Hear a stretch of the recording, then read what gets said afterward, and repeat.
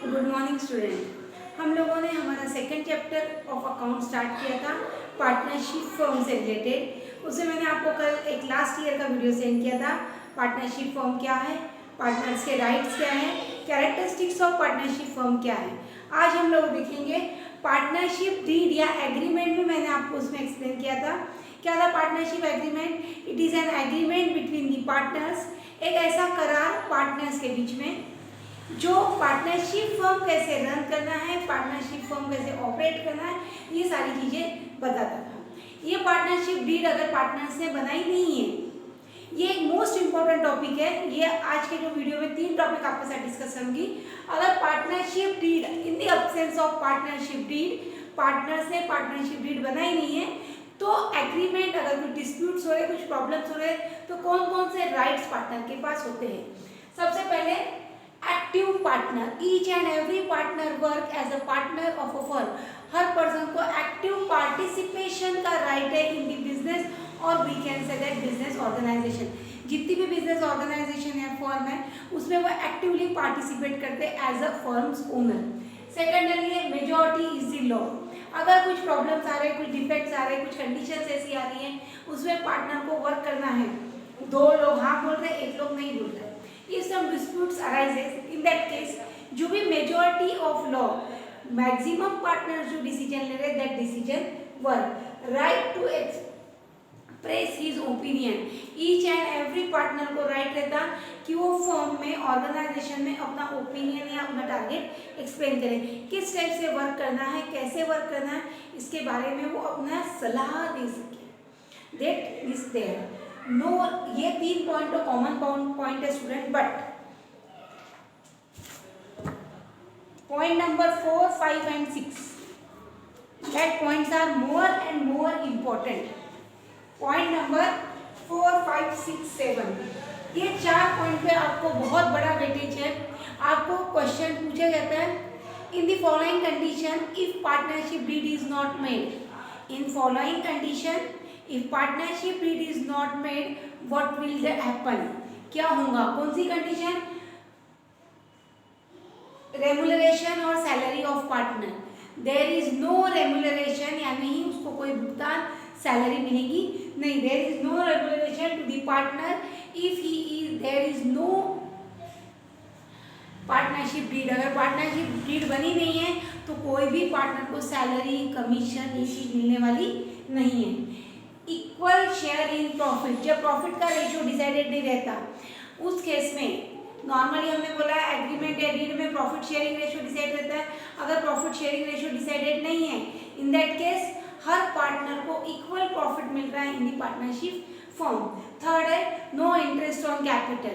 Capital जब वो invest करता है बिजनेस या फर्म में, तो वो इंटरेस्ट भी ले रहा है, लेकिन अगर पार्टनरशिप डीड बनी नहीं है तो there is no interest on capital. 3 चीजें उसको नहीं मिल रही है, सैलरी नहीं मिल रही, इक्वल प्रॉफिट ऑफ शेयरिंग है, there is no interest on capital, but the most important 6% interest on capital on loan और एडवांस। अगर उसने फर्म से कुछ एडवांस दिया है या लोन दिया है फर्म को, इन दैट केस 6% इंटरेस्ट क्या हो रहा है, चार्ज हो रहा टू दी पार्टनर्स, उसको दिया जा रहा है 6% रेट। तो ये चारों पॉइंट स्टूडेंट आपको ध्यान में रखने हैं, मोस्ट इंपॉर्टेंट पॉइंट है। तो ये पूरा ओवरऑल कंसेप्ट ही इंपॉर्टेंट है। इसके ऊपर जब थ्योरेटिकल क्वेश्चन पूछते हैं, लेकिन जब न्यूमेरिकल आएगा तो न्यूमेरिकल में ये 4 पॉइंट्स पे वेटेज दिया जाएगा। 2 टाइप के न्यूमेरिकल्स आएंगे, जब पार्टनरशिप डीड है या हम सिंपल प्रॉब्लम्स, और when there is no deed amongst the partners. इसके बाद हम लोग देखेंगे जो 2 मेथड्स है हमारी प्रिपरेशन की, फिक्स कैपिटल मेथड और फ्लोटिंग कैपिटल मेथड। ये दोनों मेथड क्या है और इनमें डिफरेंसेस क्या है। Student now we see fix capital account के हिसाब से क्या है और फ्लोटिंग कैपिटल अकाउंट क्या है।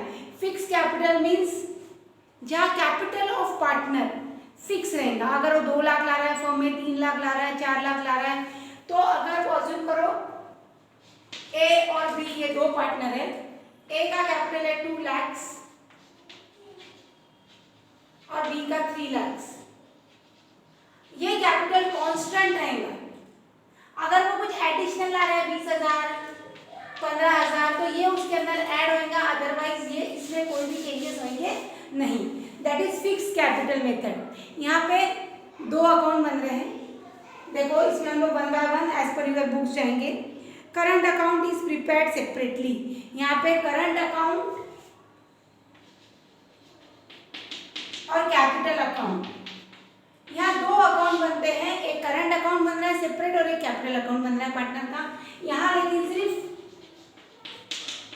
कैपिटल अकाउंट ही बनता है। एक ही अकाउंट में each and every transactions are made. तो यहाँ फ्लोटिंग है ना, बदलता हुआ। आज कैपिटल 2 लाख बता रहे हैं, कल 2,40,000, परसों 2,60,000, मे बी 2,30, कंटिन्यूशन में चेंज होगा। लेकिन यहाँ कैपिटल की अमाउंट कब चेंज होती है? जब वो एडिशनल कैपिटल ला रहा है तो ही चेंज होंगी, अदरवाइज चेंज होंगी नहीं। सेकंड क्या बोला है? The balance of capital account unchange every year. Unchange, balance unchange, यहाँ चेंजिंग बैलेंस, चेंजिंग बैलेंस। यहाँ बैलेंस क्या हो रहा है? हर साल चेंज हो रहा है, रेगुलरली उसमें कुछ ना कुछ चेंजेस आ रहे हैं कि सैलरी, इंटरेस्ट, कमीशन। जब एक्चुअली जब हम प्रॉब्लम देखेंगे तब आपको और ख्याल में आएगा। थर्ड दिया capital account and current account both are kept. मैंने आपको पहले इसमें बता दिया बोथ, यहाँ पे ओनली वन। यहाँ 2 अकाउंट बन रहे हैं, यहाँ एक ही अकाउंट बन रहा है। Next, entries for original capital, additional capital. यहाँ पे कौन सी एंट्रीज हो रही है? कैपिटल अकाउंट में original capital and additional capital, additional capital. ये 2 एंट्रीज यहाँ हो रही है, ओरिजिनल कैपिटल और एडिशनल कैपिटल। लेकिन यहाँ पे all types of entries, all types of entries में क्या क्या आ रहा है? Salary, commission, interest, profit, loss, जो भी पार्टनर को मिल रहा है या दिया जा रहा है वो सब चीजें यहाँ पे अपीयर हो रही है। Last but not least, on dissolution of the balance of current account transfer to capital account. Dissolution में क्या होता? करंट का बैलेंस कहाँ ट्रांसफर हो रहा? कैपिटल। लेकिन यहाँ पे कैपिटल का ही बैलेंस है, ये कहीं भी ट्रांसफर होता क्या? नहीं। Actual payment is made on the basis of capital account. बहुत इजी वे मैंने आपको डिफरेंस एक्सप्लेन किया है स्टूडेंट। इसके न्यूमेरिकल के और में डिफरेंस बिटवीन दिस 2 कैपिटल और एक और डिफरेंस पूछा जाता है, वो मैं आपको अभी आगे एक्सप्लेन कर रही हूँ। Profit and loss account and profit and loss adjustment account, ये डिफरेंस भी आपको पूछा जाता है for 3 to 4 marks. Even profit and loss appropriation account का मीनिंग और उसके कंटेंट्स भी आपको, साइलेंट फीचर्स या कंटेंट्स भी पूछे जाते हो। 1 बाय 1 मैं आपको सब चीज़ें एक्सप्लेन कर रही हूँ। स्टूडेंट, सबसे पहले profit and loss appropriation account क्या होता है? हमने last year profit and loss account बनाया था, अगर आप लोगों को याद होगा तो। Profit and loss account is one type of nominal account. एक नॉमिनल अकाउंट है, डेबिट में सारे खर्चे और क्रेडिट में सारी इनकम फर्म लिखती है। जब पार्टनरशिप फर्म अपना फाइनल अकाउंट बना रही है तो सबसे पहले वो बनाती है ट्रेडिंग अकाउंट, उसके बाद बनाती है second profit and loss account,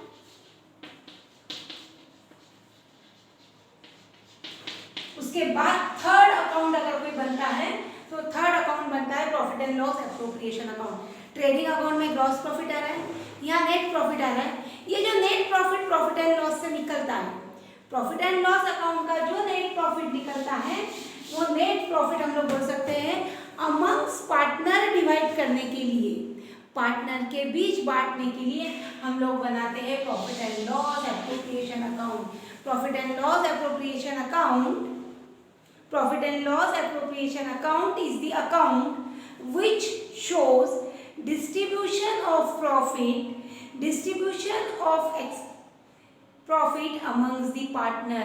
partner में प्रॉफिट कैसे डिस्ट्रीब्यूट होएगा वो शोन करने के लिए एप्रोप्रिएशन अकाउंट बनाया जाता है।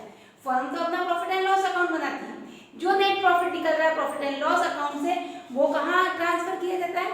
एप्रोप्रिएशन अकाउंट में। आपने ट्रेडिंग और प्रीवेंटर पिछले साल देखा था, ट्रेडिंग अकाउंट बनता है उसमें ग्रॉस प्रॉफिट, वो ट्रांसफर कहाँ करते हैं? P&L में। प्रॉफिट एंड लॉस से जो निकल रहा है उसको क्या बोलते हैं हम लोग? Net profit. वो नेट प्रॉफिट कहाँ ट्रांसफर होता है? एप्रोप्रिएशन अकाउंट में। और एप्रोप्रिएशन में salary of partner, commission to partner, drawing, interest on drawing, interest on capital, ये सारे पार्टनर से रिलेटेड खर्चे, अगेन आई रिपीट, पार्टनर से रिलेटेड खर्चे और पार्टनर से मिलने वाली इनकम, लिख लेना है। पार्टनर से मिलने वाले खर्चे और पार्टनर से मिलने वाली इनकम कहाँ शो होती है? Profit and loss appropriation account में। और प्रॉफिट एंड लॉस अकाउंट का है? फर्म का। फर्म के सारे खर्चे, फर्म की सारी इनकम यहाँ, पार्टनर के सारे खर्चे, पार्टनर की सारी इनकम यहाँ। इतना क्लियर हो गया? अब हम इन दोनों में डिफरेंस है जो देखेंगे। उसके पहले मैं आपको कैरेक्टरिस्टिक्स ऑफ एप्रोप्रिएशन अकाउंट बताऊंगी। It is one type of nominal account. ये कौन सा अकाउंट है? एक साइड से nominal account. It prepared by partnership firm. ये कौन बना रहा है? स्पेशली पार्टनरशिप फर्म बना रही है।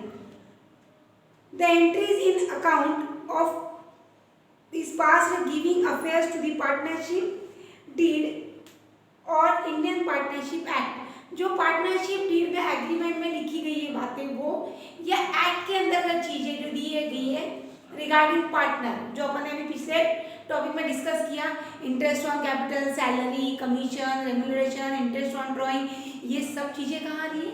ये सब चीजें आ रही है यहाँ।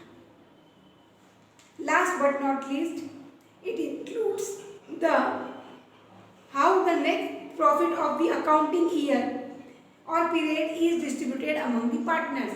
अकाउंटिंग पीरियड का प्रॉफिट, मैंने पहले बताया, प्रॉफिट एंड लॉस का प्रॉफिट जो बचा वो अमंग पार्टनर यानी पार्टनर्स के बीच में कैसा बांटी जाएगा, यहाँ लिखा जाता है। Now student we see the difference. सबसे पहले when prepared,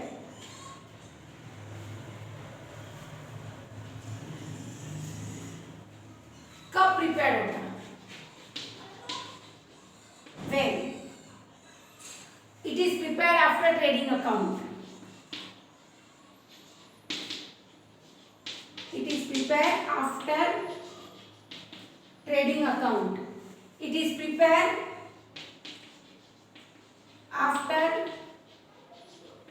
profit and loss account. Profit and loss मैंने आपको पहले बताया, ट्रेडिंग अकाउंट के बाद profit and loss, profit and loss के बाद profit and loss appropriation account. Second है why prepared.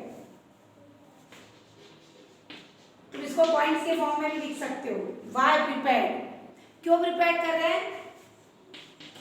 To know the net profit, ये पता करना है नेट प्रॉफिट क्या है। ये प्रॉफिट अमंग्स पार्टनर,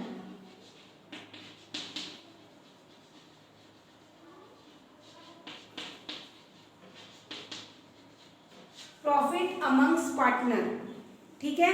उसके बाद है बैलेंस,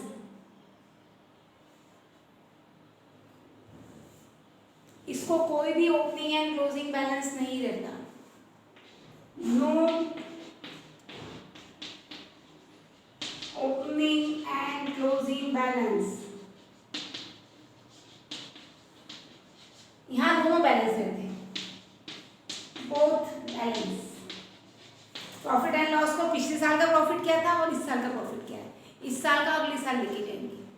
इसको दोनों बैलेंसेस है, ओपनिंग और क्लोजिंग, लेकिन यहाँ पे कोई भी ओपनिंग या क्लोजिंग बैलेंस नहीं है। नेक्स्ट डीड, पार्टनरशिप डीड की सारे रूल्स एंड रेगुलेशन यहाँ एप्लीकेबल है। Whatever is mention in the partnership deed वो एप्रोप्रिएशन को एप्लीकेबल है, लेकिन प्रॉफिट एंड लॉस को पार्टनरशिप डीड का कोई भी रूल एप्लीकेबल है क्या? नहीं, there is no rule applicable. यहाँ रूल एप्लीकेबल है इंडियन पार्टनरशिप एक्ट या फाइनल अकाउंट प्रिपरेशन के, बट एप्लीकेशन कैसे बनाना है? According to partnership deed. अगर पार्टनरशिप डीड में दिया है पार्टनर इक्वली प्रॉफिट शेयर करेंगे तो यहाँ इक्वली बटेगा। पार्टनरशिप डीड में दिया है सैलरी इतनी मिलेंगी, इंटरेस्ट इतना मिलेगा, तो अकॉर्डिंग टू दैट डीड ये बनेगा। इस टाइप से स्टूडेंट हमने आज 3 इंपॉर्टेंट कंसेप्ट देखे आज, that is rules applicable in the absence of partnership deed, floating capital और फ्लक्चुएटिंग कैपिटल का डिफरेंस, और profit and loss appropriation account, उसके फीचर्स और difference between profit and loss appropriation and profit and loss account. Thank you very